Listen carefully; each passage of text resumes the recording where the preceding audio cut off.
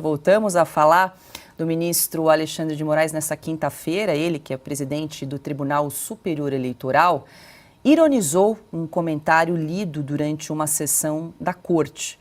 A situação ocorreu durante o julgamento de uma representação apresentada pela coligação de Lula nas eleições de 2022 contra Rodrigo Constantino e a Rádio Jovem Pan. No comentário lido pelo ministro Raul Araújo, Alexandre de Moraes é mencionado pelo comentarista como o defensor da democracia em Nárnia. O Piperno vive no mundo da lua. Quem está dizendo é o Constantino, o colega dele, não sou eu. Este mundo de Nárnia, onde o Alexandre de Moraes é o defensor da democracia. É, na prática, o que nós temos na empresa em que ele, Piperno, trabalha. Uma censura imposta, que eles mentem, que não impuseram. Eu gostaria só de lembrar que em Nárnia não há democracia, porque Aslan, que é o leão, que é o rei, só para recordar ao agressor.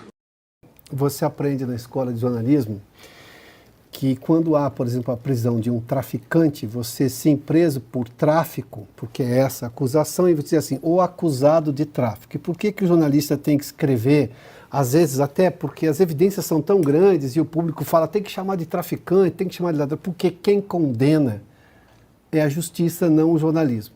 Então, na teoria do jornalismo, você chama de acusado de tráfico, porque até então é um acusado.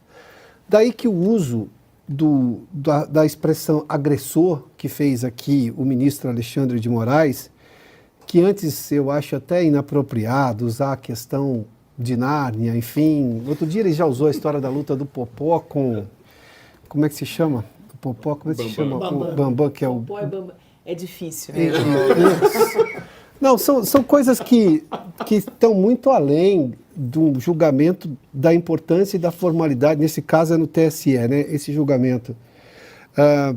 Aquela luta era entretenimento puro, Nárnia é entretenimento. O que, obviamente, a crônica jornalística permite é você usar todos os elementos para embasar a sua teoria. O voto de um juiz, ou pelo menos um comentário, não é o voto dele, mas aí ele está antecipando o entendimento dele. Ainda assim não pode ser chamada, porque se a maioria considerar que é inocente, então não é agressor. Ali é um colegiado. Vamos lá, tanto que a ministra Carmen Lúcia pediu vista do processo, está paralisada agora. Já, se não me engano, acho que 2 votos contrários e 1 voto a favor, ou seja, ou o contrário, ou seja, não há uma unanimidade ainda, e o processo está impedido de vista por causa da solicitação feita e já aceita também pela ministra Carmen Lúcia. Então não há um julgamento, não há culpado nem inocente, porque o julgamento está em trânsito, está acontecendo. Então não se pode chamar ninguém, se pode chamar de o acusado, o réu, porque sim, está respondendo na condição de réu. São essas terminologias jurídicas que são apropriadas para um julgamento. Não comparação com entretenimento, eu não consigo entender aqui, por mais que tenha sido usado pelo Constantino, e isso é a crônica jornalística, que ela é bem ampla, porque ela não pode julgar e condenar ninguém, ela explicita, e claro, comentaristas emitem opinião baseado no conhecimento e nos valores que têm, mas o voto, eu não gosto da expressão que o jornalismo é o quarto poder, porque poder decide. Seja o legislativo, seja o executivo, seja o judiciário. O jornalismo não decide, o jornalismo reporta. Então essa bobagem que contam para você, que o jornalismo é o quarto poder, desista disso. Isso é uma bobagem. Sim, tem poder de influenciar, tudo bem, mas não decide. Poder dentro da Constituição é aquele que decide. Um decreto legislativo passa a ser um decreto legislativo.